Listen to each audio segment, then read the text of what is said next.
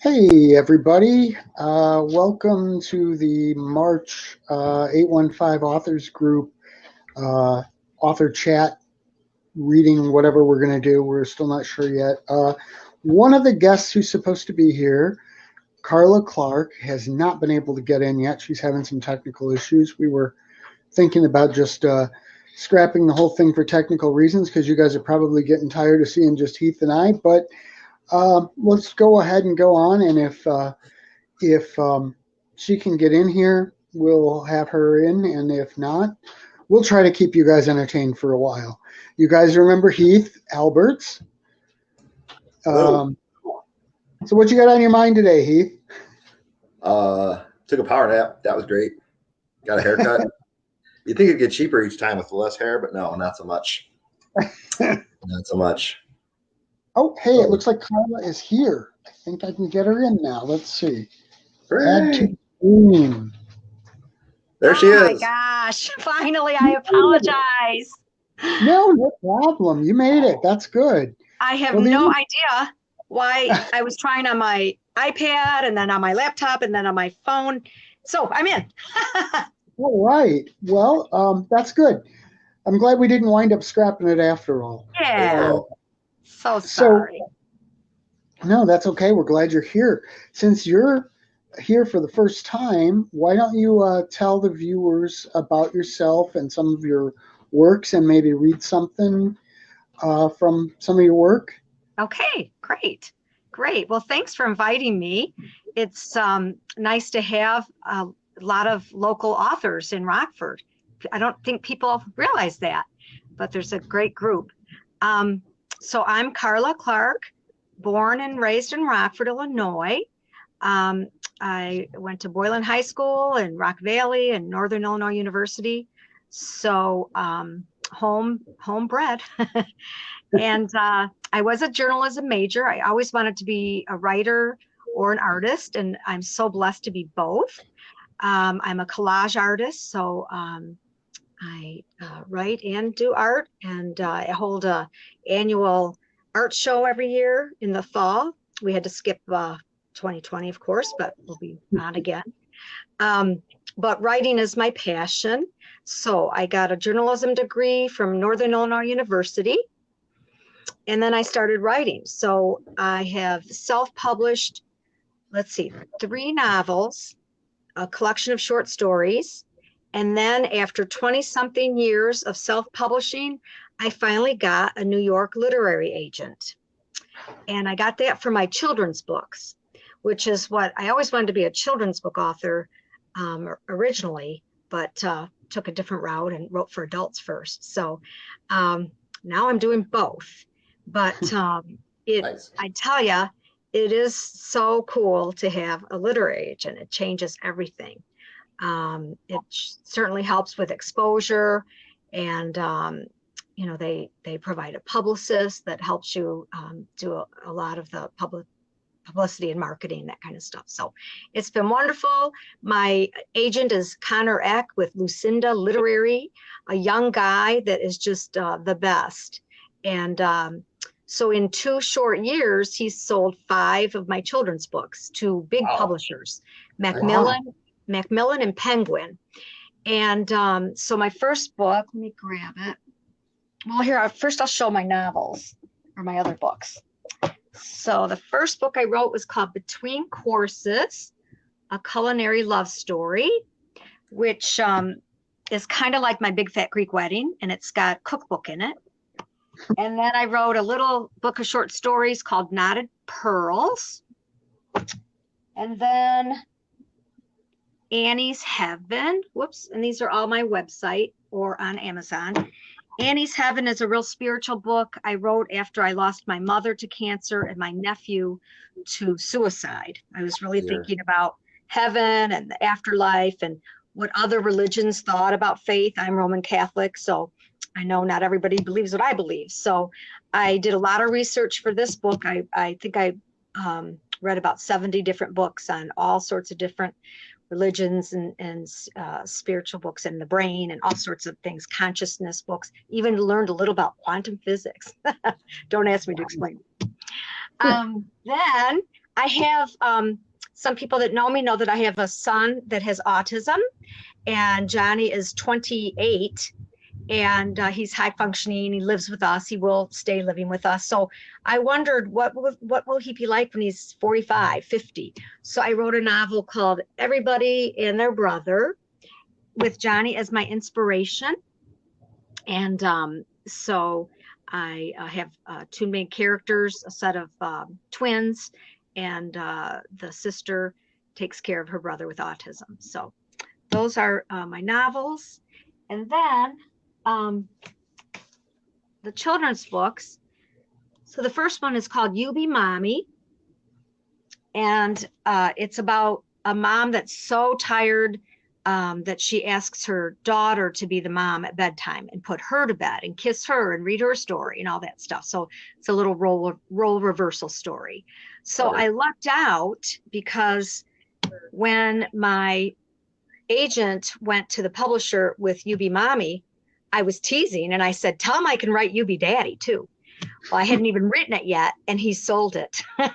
So they originally bought You Be Mommy and You Be Daddy. You Be Mommy came out in March, a year ago, March 30th, 2020. You Be Daddy comes out this April 27th, just in time for Father's Day.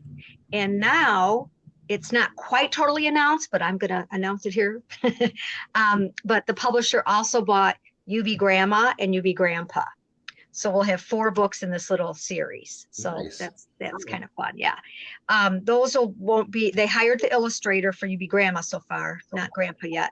But the one thing that's different about self-publishing versus traditional publishing is the time period. So the publisher hires the illustrator when you go with a big traditional publisher versus if you self-publish a picture book, you can hire your own artist. So they decide who the illustrator is, and then it takes a while. So I think we started You Be Mommy in 2018. So it's almost a 1.5 to 2 year journey to get your book to a market. The other part of it is after waiting for the illustrator, then they create galleys, and they call advanced readers copies or editions, which they send out to librarians and teachers and all sorts of bloggers and that kind of thing. That's to just get a buzz about the book and also to make sure there's no errors before they actually publish it. So that takes about 6 months too. So all in all, it's a long process. It's a little bit different. But then after my agent sold You Be Mommy and You Be Daddy, we had another story, and that one is called 3 Ways to Be Brave. And that one he sold to Penguin, which is now Penguin Random House. So that book comes out in August. So it's kind of fun because as awful as 2020 was, 2021 is proving to be a lot better because I'll have actually 3 books launching, because at the end of this month, just in a couple weeks, You Be Mommy launches in it's hard to me to show you, in a little board book size. Nice. So 2 different sizes. And the board book, of course, is for the real little ones, because I didn't know this. They're made on special paper, special cardboard, special inks, so that the babies and toddlers can chew on it and not have anything toxic. Yeah. So that's kind of neat. So that's kind of where I am. It's just been a dream come true. I was a pharmaceutical rep for almost 30 years. And after, being a journalism major, not really wanted to be in the business world, that's where I ended up. But it was a blessing. It was a very, very good job for my family. And I worked for a good company. You may have heard of Abbott Labs, and then they split into another company called AbbVie. So I worked for AbbVie, sold a lot of different pharmaceuticals, but the last one I sold was an anesthesia gas that you take, that you breathe in when you have surgery. So, but I retired right before the pandemic. So my actual retirement date was March 30th, but I had vacation time. So my last day was February 20th. So I actually just had a few weeks before everything closed down. Yeah. So, and then of course I had to do virtual launches and that kind of thing. And all my trips and author signings and all that was canceled, but that's okay. We'll get there. We'll get there. And it ended up that You Be Mommy was very timely because moms and dads were home with their kids 24 hours a day doing e-learning and everything, and moms were exhausted. And so my favorite line about my book was it became an anthem for mothers everywhere. So I really liked that. And I've heard from a lot of moms that said, thank you. I am so tired and I would love for someone to put me to bed. So the story resonated.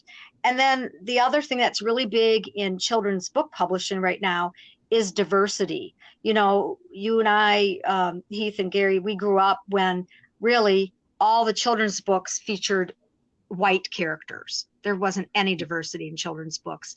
And think about being a person of color and never seeing someone that looked like you in a book. So really publishing right now, it's all about diversity.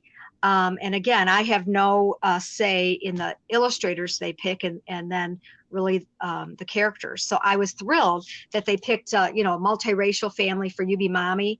I don't have a copy of You Be Daddy yet because the galleys, because of COVID, were all e-galleys this time instead of hard copies. But You Be Daddy features an Asian American family. So I'm thrilled about that. And I'm, especially this time right now when Asian Americans are being discriminated against, I'm proud that I'll have an Asian American family on the cover of my book, hopefully to help people, have your kids read about all different, people and families, and hopefully that helps the cause. So, and then for Three Ways to Be Brave, the publisher chose an illustrator from Sweden, and he's a really cool, kind of sophisticated artist. He would never illustrated a book before, so this was his first time, and he has done a lot of covers, like for New Yorker, Wired, lots of cool magazines. So he has a really sophisticated, different kind of style. So this book will be a lot different from the more, children animated type illustrations in these two books. So that'll be fun. It's a long picture book. It's kind of a different take.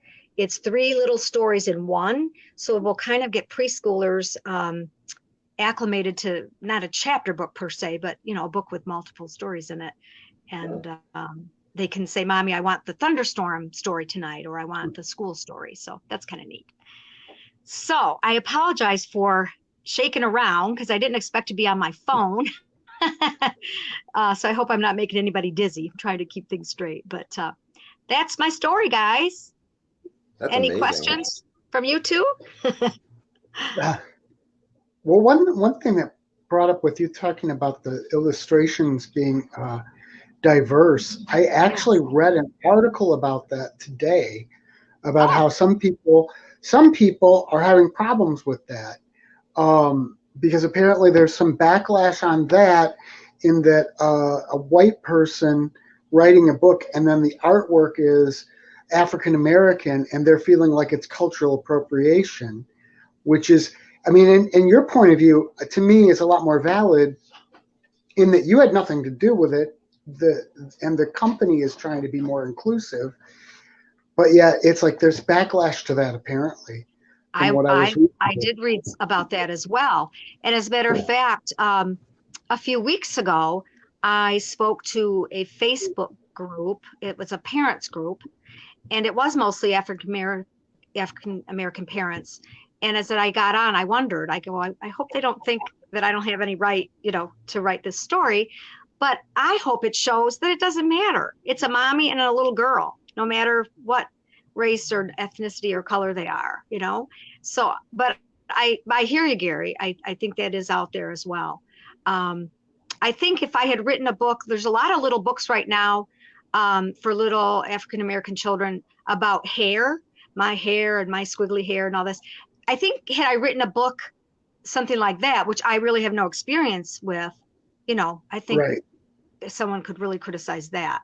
The argument might be more valid then, but yeah. No, I agree. I mean, I just think that in a lot of ways, the environment is almost filled with landmines, because if you go one way, you're going to get criticism for one thing, but if you go the other direction, you're going to get criticism for the opposite thing. And it's like, I don't know how you really navigate that. It's difficult right now. Well, the upside is I think we're about 2 generations away from all that just stopping. I'm really hopeful for that, because I think especially this younger generation coming up through the ranks now, I think they realize how silly all that is, and that we're all human beings. Some people are jerks and some people aren't. It's just the way it is. Right. And I kind of wish I would be able to live in that society 2 generations forward, and maybe I'll still be around, but I'm hopeful for that, because I feel like it's happening. Yeah. Yes. Yeah. I think you're right. I think I was born just a little too early. You were born what, Gary? Just a little too early, because I'm a lot more in tune with the younger generation's thoughts than I am with my generation and the people a little older than me. They tend to be the more closed-minded people, and I tend to be the opposite. Mm-hmm. And so I feel like I would have gotten along better if I was born 20 years later. But I don't know. Yeah. Get on that time machine project. Chop, chop. Yeah, I wish. You get me that thing, I'm going to be having some fun. Good. Well, thanks for letting me talk. Did you want to read something? Did I want to read a little? How about, let me see if I can put my phone properly. I should have done that a long time ago, I guess. There. There you go. I can read a little from you, Mommy, if you want. Okay. You were scrambling to get everything just working. Yeah. Oh, I'm so glad that it worked. So, okay, I'll read my little story. I love the premise of that book, by the way. And when you announced it, my first thought was, you could not have picked a more perfect time to launch that thing. So kudos to you for that. And I really like that. That's a clever thought. Well, it really came from my own kids. I have 2 boys. I mentioned Johnny, who's 28, and then my other son, Jordan, is 32. He lives up in Madison, and he's a computer guy.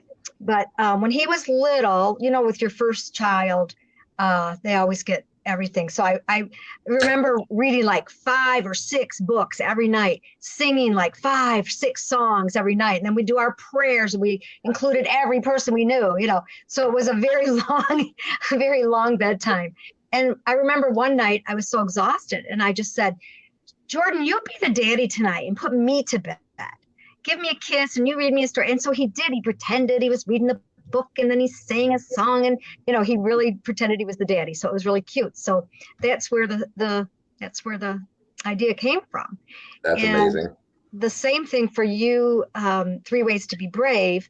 The first story is about a thunderstorm, and originally it was going to be a story called Safe at Last. That was the working title, but it was again Jordan, and out of his crib and into his big boy bed. And he did fine. And then a couple nights after that, we had a big thunderstorm. And my husband and I said, oh, I bet you somebody's going to be coming in soon. And so then when we heard the little pitter patter, and he came in and climbed in the middle of us, and he goes, whew, safe at last. So I wrote a little story about that. And then it turned into this trio of stories. So kind of fun. Nice. So the kids are always inspiration. So, all right, well, let's read this little story called You Be Mommy. So I'll try as best I can to kind of show some of the illustrations, but you know what I should do? No, that's okay.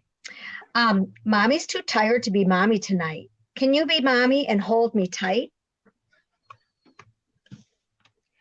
Read me a story and pat my tummy, wipe my nose when it gets runny. Check for monsters under the bed. Sing me a song and rub my head. Can you be mommy and kiss me goodnight? Mommy's too tired to be mommy tonight. She worked all day at the computer store. Came home to a big mess on the floor. I'm not showing the right picture, sorry. Helped with homework, even math. Fed the dog and gave him a bath.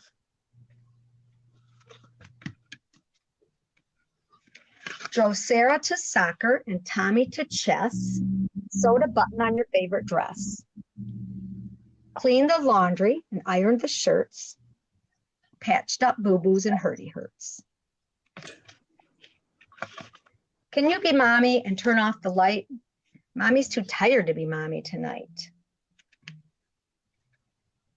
She cooked dinner and did the dishes, tried her best to grant all your wishes, made ice cream sundaes with extra large scoops. Look, she's exhausted. She's really pooped. And now her eyes will not stay open. And that is why she's really hoping that you'll be mommy and tuck me in, that you'll be the one to kiss my chin. So lend me your blankie and rock me to sleep. And as I drift, help me count sheep. Mommy's just too tired to stay awake, so please be mommy for goodness sake. What's that you say? You're tired too? You'd rather me be mommy instead of you? Oh, all right then. I'll let you win. One more big yawn and I'll be mommy again. For you'll always be my little treasure, and I'll be mommy forever and ever. Aw, thank you. I'm actually really glad. It's always nice to hear from a new author, first of all, but I'm really glad we really haven't had any children's authors on here. So I'm really glad to hear. I know there's a few of you in Rockford, so it's really nice to hear from one of you. Oh, good. Thanks. I mean, not that you're a novelist as well. I think you know what I mean. I'm just going to Yeah. unpaint myself out of this corner right now. Not at all. I get you. I get No, you. Well, thanks, guys. It's good to get different types of authors in general in here, Yes. and some new people. I'm sure, like I said, I'm sure everybody's getting sick and tired of seeing Heath and I. Oh, that's okay. Yeah, we should talk to Sherry White. Sherry wrote the book called 100 Days of Staying the Hell Home During COVID. It's a really cute book. It's lots of funny. It's very humorous, lots of hashtags. She's a new author, so we should get Sherry in too. We need to get Sherry, it sounds like. Absolutely. Okay, good. Yeah, it's a really cute book. So Heath, what do you want to talk about? Yeah. You got something? I don't know. I put you on the spot. Yeah, I was actually, so I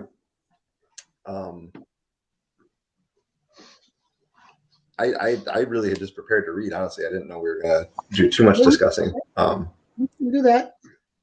So the only reason that it came up was we were talking about, a friend of mine and I were talking about a situation where people want to buy things for the sake of having them and not for the sake of actually enjoying them for what they were. And that put me in the mind of the story that I wrote for Lifeblood, actually, because that's kind of how it centers. So Gary said, I'm writing a vampire book and I want you to write a vampire story for it. And I went, I don't even know where to begin with that. I don't, because that's not my forte at all. But what I do know is I know books. So when you talk about galleys and ARCs and all that stuff, I totally know what you mean.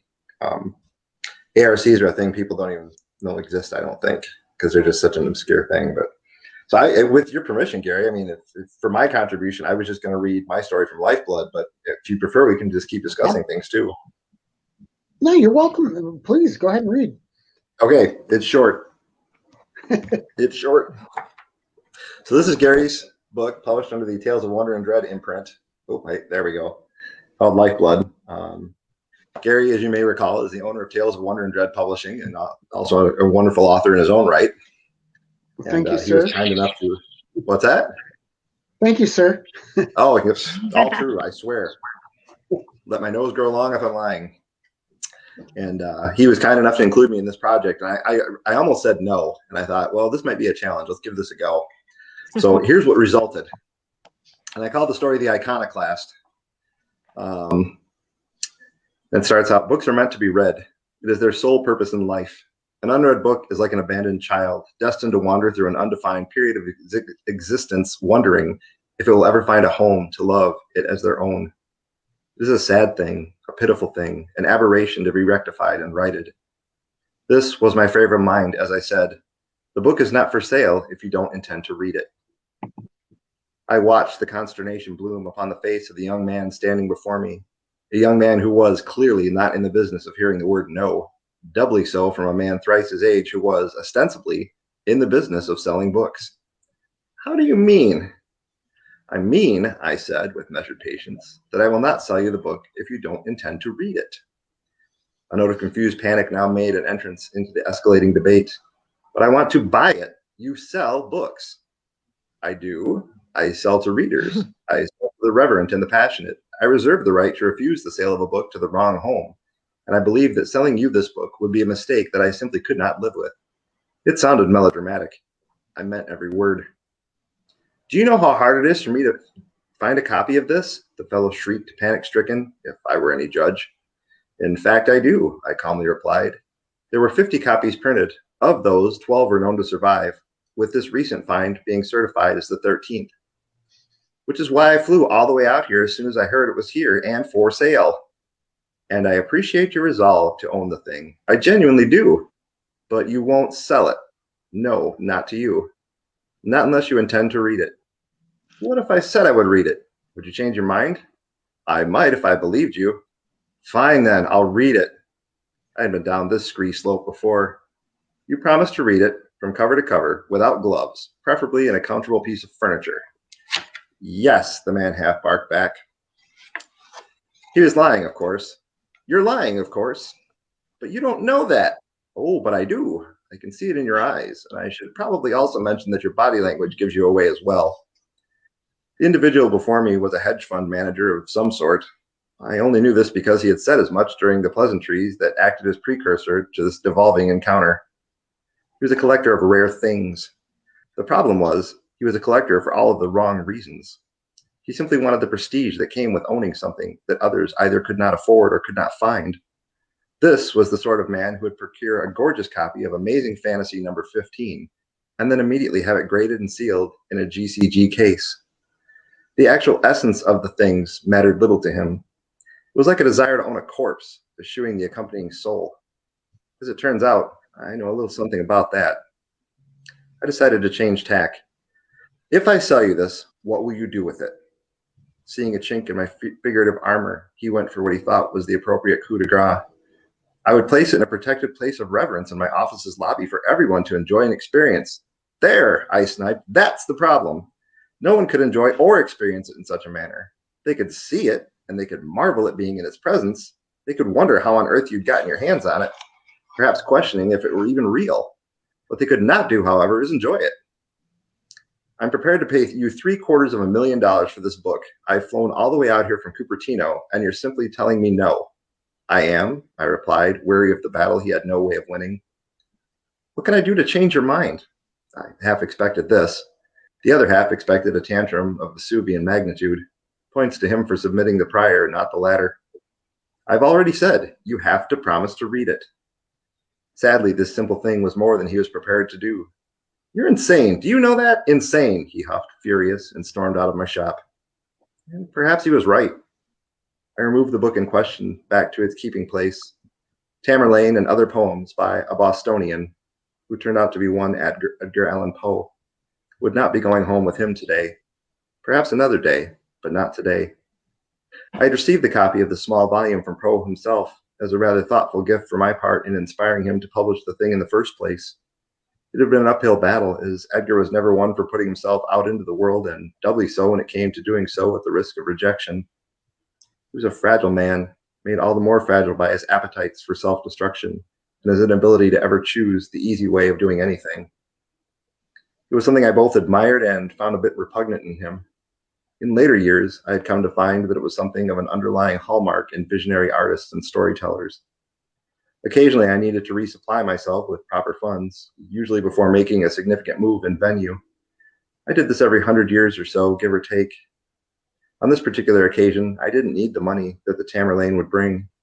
Rather, I felt as though the market for the thing was about as hot as it was going to be, for some foreseeable time anyway. With the advent of ebooks, a whole generation was growing up paperless or semi-paperless. A deluge of individuals was being produced who would never understand the awe and reverence that individuals like myself afforded a lump of paper and cloth. And while I don't personally wish it to be so, I also don't foolishly pine for gaslights and night soil collectors. Each thing in its time serves a purpose, is often considered a wonder, and then fades in varying degrees into near or complete oblivion. Books will be the same, and I have made my peace with that. Perhaps I am wrong. I hope so. Often, after an encounter such as the one which had just befallen me, I would take a moment to envision myself in the other individual's place. After hundreds of years of life, I found that I was quite adept at mentally becoming someone I had only just met. It was a bit depressing at times, yet it was a compulsion that I could no more ignore than I could ignore the need to feed. Sometimes, though rarely, I would find that I'd come across an individual that seemed the perfect mold for my needs. Usually, they were what those in the 21st century now call douche canoes. I have no idea why the term even exists, and yet it does a good bit to mentally frame an individual who is what we used to just call an arsehole. Believe it or not, they're not hard to come by. I seldom receive many customers, given the specificity and price of my wares, so I was fully prepared for a lazy afternoon alone when the steel bells above the door jingled anew. My swiveling gaze fell upon a sylph-like slip of a woman, pale and pallor, with an allure that was unconventional to say the least. She was clad in a simple white shift that looked far more elegant than it ought to on a person. Her hair was short and sprang out in an organized chaos from a tiny head, beset with sapphire blue eyes. "Hello," she greeted, a dulcet softness in her voice. "Good afternoon," I replied. "May I help you find something?" Pause, and then, "I'm not sure what I'm looking for." "Well, we cater to browsers and specifists alike," I replied, offering a genial smile as I wondered who this individual was. My subconscious mind had already attempted to size her up, making false start after false start. Rarely do I encounter an initial enigma such as she. As the young woman lazily strolled to the nearest shelving, the spines that greeted her gaze seemed to pique little interest. That, or she simply chose not to permit her body to betray her mind. I simply watched, semi-passive, from my perch behind the counter, all the while marveling at the graceful sight before me. Once, every so often, I had come across the term terrible beauty. It seemed a bit of an oxymoron, but this woman before me brought the term home to roost in my subconscious. "I don't suppose," she said, moving towards me and meeting my eyes with her own for the first time, "that you have any stoker?" My surprise must have shown, because she then added, looking down at her own feet, "I have money." "Madam," I stammered a bit, blushing at my own faux pas, "I have no doubt of your financial means, nor is it any of my affair." I apologized for my surprise just then. "Why were you surprised?" she inquired, my apology to remain forever incomplete. If I'm being entirely candid, there are certain stereotypes which I've come to find hold up fairly well in real-world situations, and one that tends to be a solid one is that of Stokerites and overall appearance and demeanor. Yeah, stereotypes are an awful nuisance," she said, nodding a bit. "So then tell me, what stereotype do I fit? What book would you expect me to ask for?" It had been decades, perhaps a century or more, since someone had so intrigued me. This woman, who looked no older than 22, now had me at odds with one simple question. After a bit too much hesitation, I finally admitted my defeat. "I truly don't know. It's a straightforward question, to be sure, and yet one I have no notion of an answer for." At this, she cocked her head a bit to the side, as an inquisitive bird might. "Why is that, do you think?" Honesty, it seemed, was my best and perhaps only recourse. "You're far younger than many of the individuals who walk through my door, and far fairer than any Stokerite I have ever met. Your speech gives little away, and yet speaks volumes about your intellect." "Truly?" Became clear that nothing more was forthcoming, so I responded in the safest way I could contrive. "I do, in fact, have some Stoker about, if you care to have a look at them." She affirmed. "Which?" "I have a pair of Draculas, but only one is an Archibald Constable first printing." "I'd like to see it," she replied, sidling up to the counter like a cautious lover. With that, I excused myself to the rear archives of the store. It took a moment to recall where I'd stashed the thing, but I soon found it. As I replaced myself in her presence, I set the book upon the display pillow that I kept at hand for such moments. As she reached to touch it, she hesitated. "May I?" she asked. "Of course," I replied, handing her a pair of cotton gloves from beneath the sales counter. As she put them on, I asked, "Did you know that there was a final bit of this work that was removed from the original manuscript?" She intoned, as she set about examining the smaller tome before her. Without further prompting, she began to recite. As we looked, there came a terrible convulsion of the earth, so that we seemed to rock to and fro and fell to our knees. At the same moment, with a roar which seemed to shake the very heavens, the whole castle and the rock and even the hill on which it stood.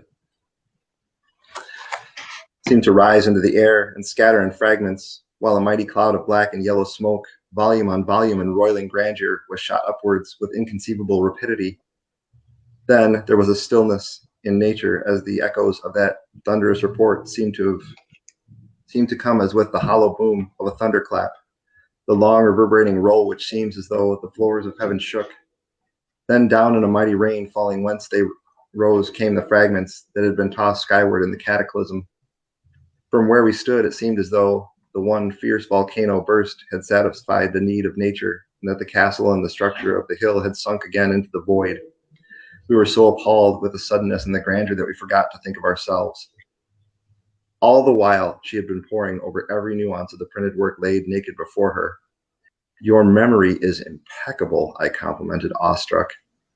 "It serves well at times." A few additional moments passed between us in silence before she said, "It's a lovely copy." It really was. I had seen few better, though only a few, and told her as much. "What about the Bride of Corinth?" "Von Goethe?" I responded, eyeing her more shrewdly. "That one is far more difficult to come by." She agreed. "The Annister 1835 edition, perhaps?"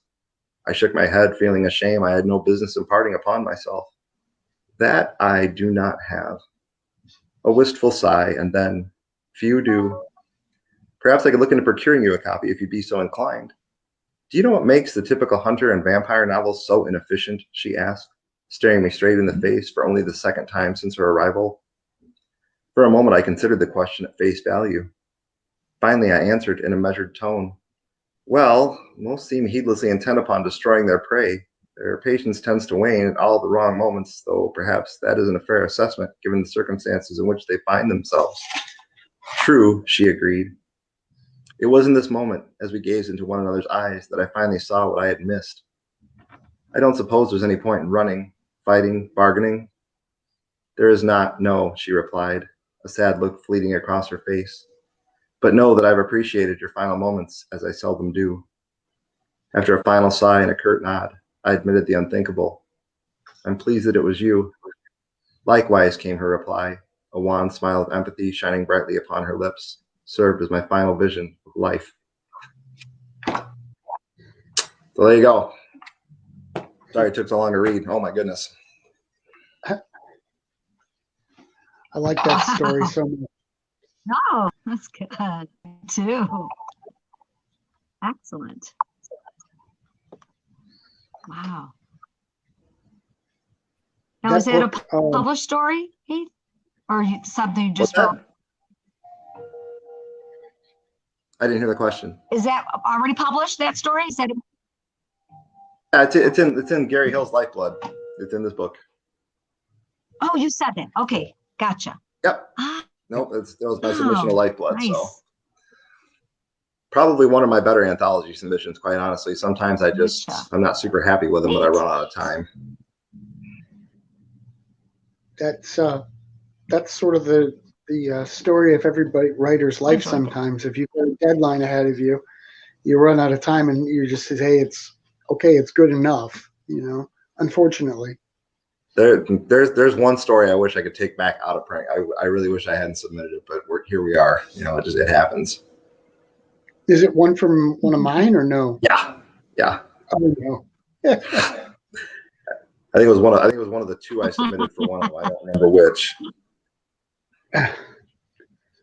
Oh well. Sorry about that, okay. Buddy. It's okay. It's my fault.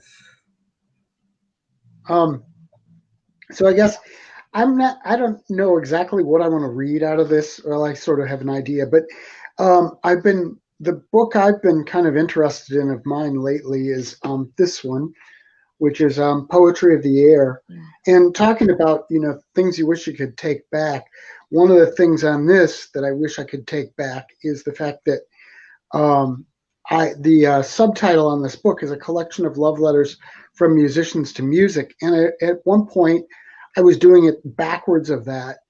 And what I didn't notice when I went from pre-publishing to actually publishing it was I still had the old one. It's like a collection of love letters to music from musicians instead of the other way around. And so it remains up like that in terms of the description, but the actual title is the other one. But the beautiful part about that is, and the reason I've been looking at this book a lot lately is I ultimately decided that for the 10th anniversary, which will be in 2026, I'm going to do a new version, and that'll get me the chance to fix that, because that's bugged me ever since I noticed it. And what the book is, it's actually a series of interviews with different musicians. Got people from all kinds of bands, some local, but a lot of people like Tommy James is in here. Several members of Yes, Steve Hackett, who was in Genesis, some guys from the band Rage, just lots and lots of great musicians. And what I'm doing is I've started doing interviews, some additional interviews that I'm going to add to it when I do the new version. And another thing that bothered me, talking about the whole diversity thing, was I realized after I published it that there are hardly any, there are a few women in here, but it's almost all white men. And I'd like to try to get some more diverse people into here. I mean, we do have some jazz musicians, and we've got, some different types of music. I think I've got a country person in here, but for the most part, it's a lot of rock musicians, and lacks a lot of diversity. So I'm trying to reach out to some people who are a little more diverse for the next time to get some different voices, because there's a little too much similarity in there for me.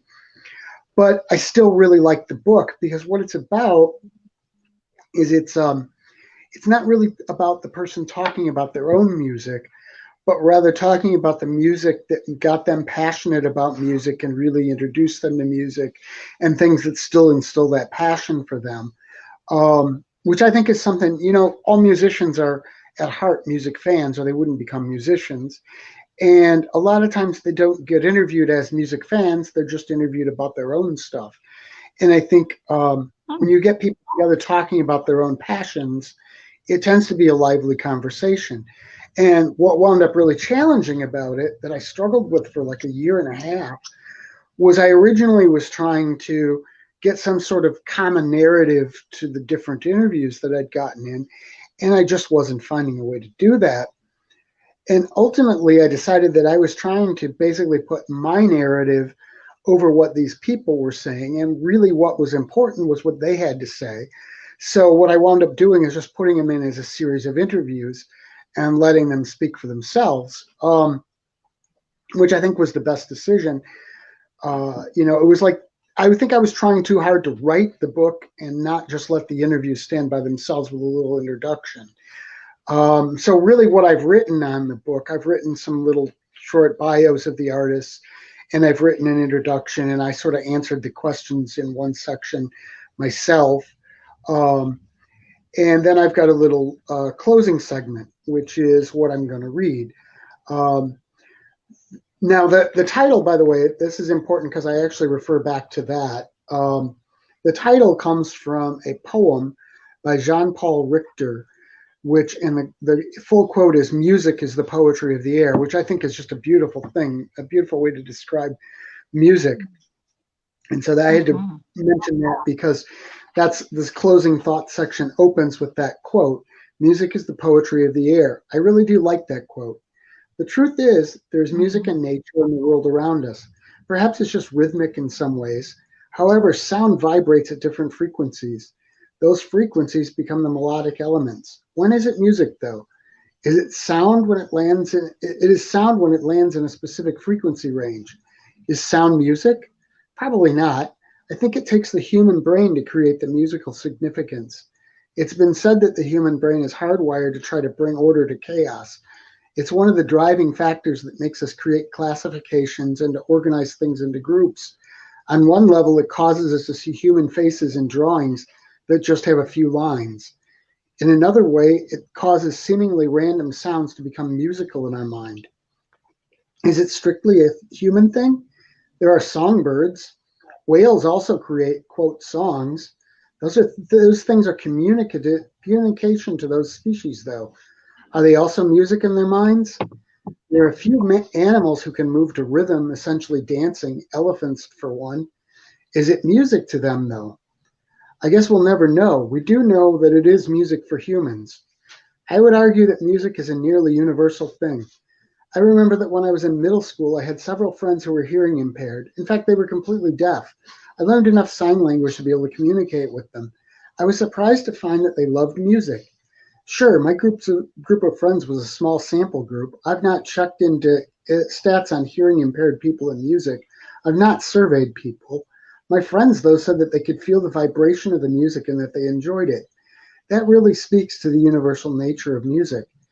Music is based in the sound spectrum, yet people whose sensory organs for perceiving that spectrum don't work properly can still appreciate it. Even if my friends were the exception, it really speaks to a hunger, a universal longing for music. Is music magic? Several of those interviewed here have alluded to a magical quality of music. Clark Colburn, in fact, posed that question and set out to answer it. I guess it all depends on your definition of magic. Music has a primal sort of connection to the human brain and the human experience. Music can trigger emotions. Music can cause memories to flood back into the conscious realm. Music can unite. As someone who has created music with others, that sort of communal experience does incite something different in the brain.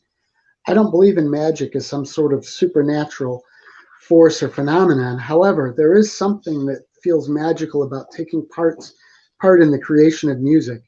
It seems reasonable that the people who are drawn to create music are the ones who feel that magic more than others. It probably resonates more with us than it does with others. There is a bit of a sad irony in that fact, though. Like most things, as you learn the craft behind creating something, its secrets, so to speak, it loses some of that magic.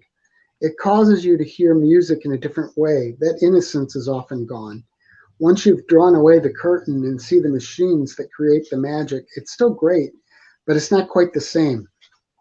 In a lot of ways, though, that lure and that rush of the music keeps drawing people into it. A number of the musicians I interviewed in this book have left music, sometimes for long periods of time, yet they find themselves drawn back into the art form. It's in the blood, in a manner of speaking. It's not something that can be put down forever. My own story relates to that fact. I fell in love with music at a fairly young age. I followed the dream of playing music, starting with acoustic guitar and moving on to bass. There was and still is a certain attraction to different instruments for me. Different instruments have different sounds, and that allows for different creation. Over the years, I found that I could play just about anything with a keyboard or fretboard, at least at some rudimentary, create original music level. I played in a number of different bands. I played all kinds of styles from heavy metal to classic rock, prog, punk, jazz, weird experimental stuff.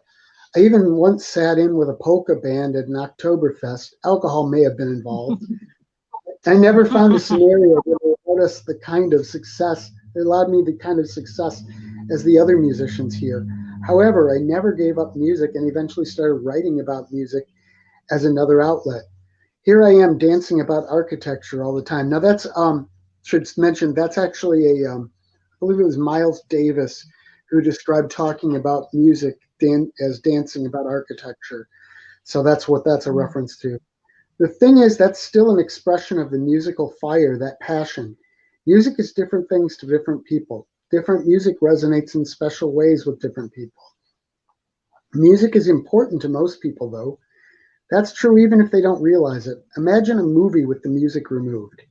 Think of an important event other than the birth of a child that doesn't have music connected to it in some way.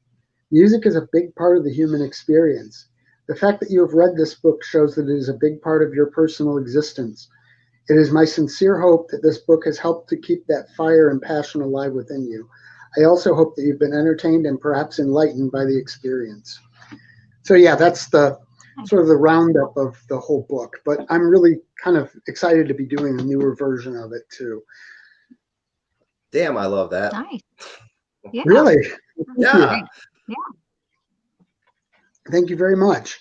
Yeah. Yeah. Very nice. That actually means a lot. So I don't know, is there anything else we wanted to chat about, or we want to call it a day? I'm good.